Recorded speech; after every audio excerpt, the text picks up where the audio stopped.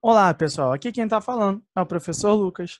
Hoje a gente vai falar sobre a disciplina de filosofia. O tema é a filosofia pré-socrática, tá? Então eu botei algumas coisas para a gente começar a pensar aqui rapidinho sobre a questão, tá? Então vamos lá. É o seguinte, gente. Os filósofos pré-socráticos são os filósofos que representam, tá, os fundadores da ciência como tal. Ou seja, eles são os primeiros filósofos. Geralmente, a gente coloca que eles são pré-socráticos, tá? Porque eles, de certa forma, antecedem o pensamento de Sócrates, tá? Isso não significa que eles sejam anteriores a Sócrates. Não. A gente vai entender que esses pensadores, na realidade, muitos deles eles são contemporâneos a Sócrates, tá? E aí, eles geralmente são reconhecidos como pensadores fundamentais da matemática, tá? Isso não significa que todos eles fossem só pensadores fundamentais da matemática. Não. Eles também são responsáveis, eles também são reconhecidos, tá? Por criarem alguns pensamentos, tá? Alguns termos que a gente utiliza até os dias de hoje. Tudo tranquilo? Então, baseado nisso que eu coloquei para vocês, que eu abordei para vocês, eu vou voltar de novo para a ideia do termo pré-socrático. Por que eu vou voltar para essa ideia do termo pré-socrático? Porque a maior parte desses pensadores, tá? Eles são contemporâneos, porém eles vão pensar de forma diferente da forma que o Sócrates pensa, porque o Sócrates ele vai começar a abordar já com grande força as questões sociais dentro da filosofia. Ele entendia que era extremamente importante abordar essas questões. E aí, dentro do pensamento desses filósofos, existem dois termos-chave, tá, para a compreensão, né, da filosofia deles. O primeiro termo é physis, tá?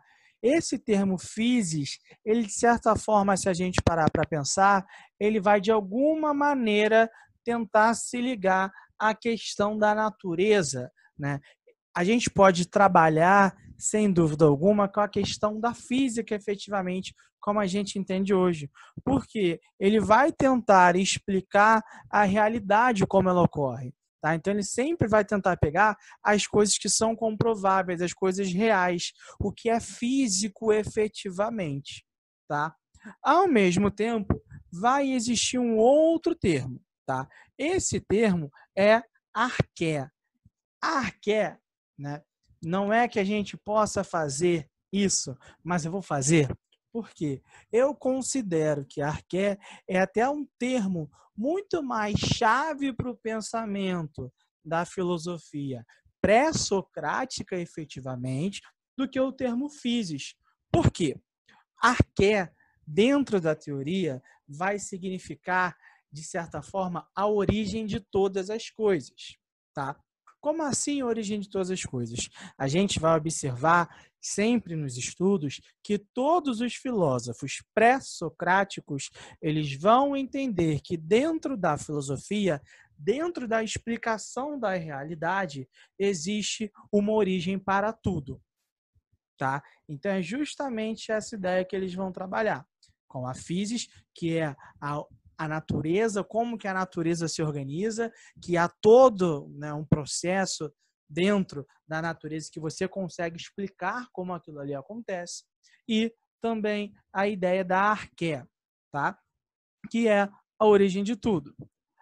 Agora, a gente vai começar a falar sobre dois pensadores que são pensadores de Mileto, tá? Existem outros pensadores, mas a gente vai focar aqui em dois pensadores. O primeiro pensador é o Tales de Mileto. O Tales de Mileto é considerado por muitos como o primeiro filósofo. Provavelmente vocês já ouviram em matemática falar dele, porque, além de toda a tese filosófica com que ele trabalha, atribui-se a ele também a criação do Teorema de Tales, né, na área da matemática. Além do Teorema de Tales, se atribui também a ele a previsão de um eclipse.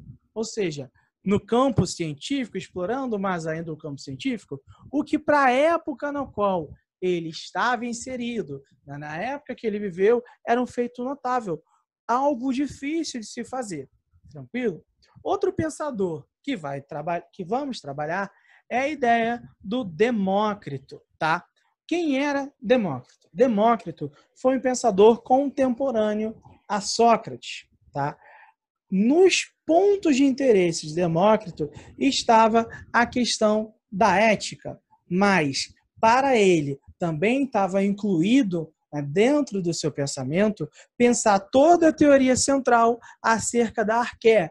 Então ele vai tentar fazer uma teoria filosófica para discutir a questão da arqué, para tentar discutir a questão da origem das coisas. Porque, como eu coloquei para vocês, todos os pensadores, eles vão trabalhar com a ideia de que tudo tem uma origem. O Demócrito, por exemplo, ele vai ser o defensor proeminente da teoria atômica, né, que vocês estudam na matemática, na química, tá? Então, quando vocês observarem, quando vocês estudarem a química, a teoria atômica moderna, essa teoria atômica moderna, ela foi inspirada, né, na teoria do Demócrito também.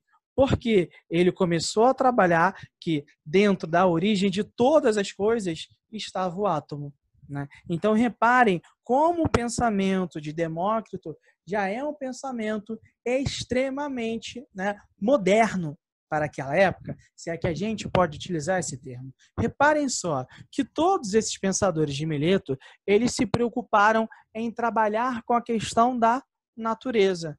Então, muitas das explicações na qual eles vão trabalhar são explicações que estão diretamente ligadas à ideia da natureza, tá?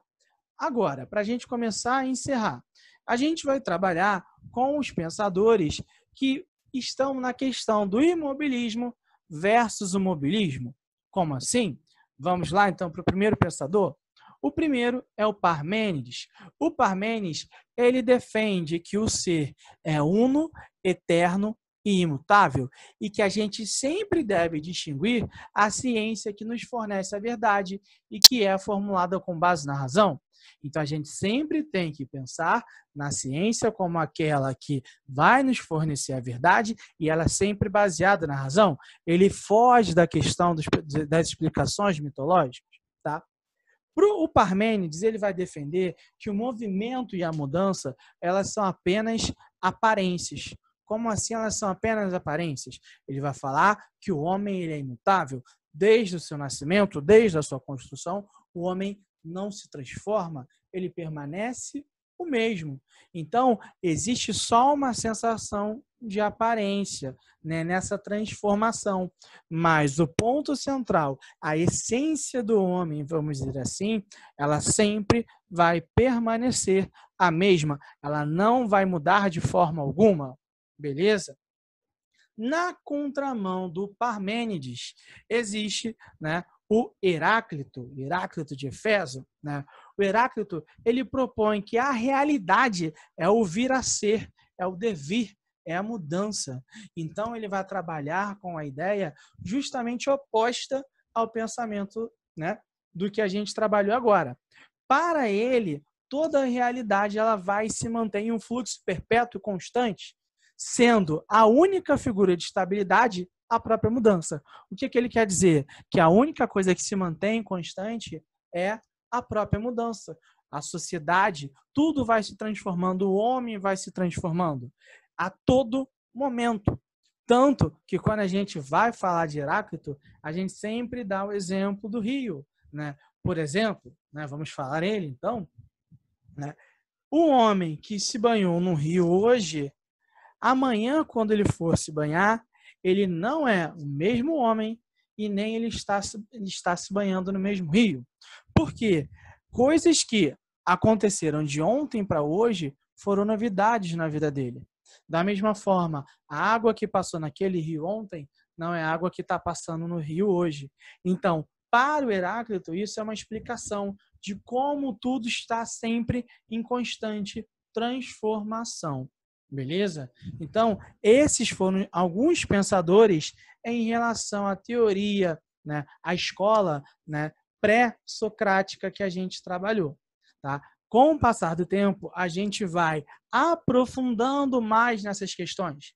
Hoje, essa aula de hoje é mais um momento de introdução e falar para vocês começarem a pensar, a estudar, né? É um incentivo para vocês começarem a estudar, para vocês começarem a pensar em relação a tudo aquilo que a gente vai trabalhar, tá bom? E aí eu vou pedir um favor para vocês, eu vou pedir encarecidamente que vocês comecem a se aprofundar, né, na internet, né, mesmo fazer pesquisas sobre os pensadores, tá? Do período pré-socrático. Por quê? Quando a gente for entrar em Sócrates, a gente vai tentar fazer, né, uma comparação entre esses dois grupos, entre essas duas escolas de pensamento. Tá bom, gente? Eu vou entrar em contato com vocês para falar sobre os exercícios, tá bom, gente? Valeu, até o próximo vídeo. Tchau, tchau, gente.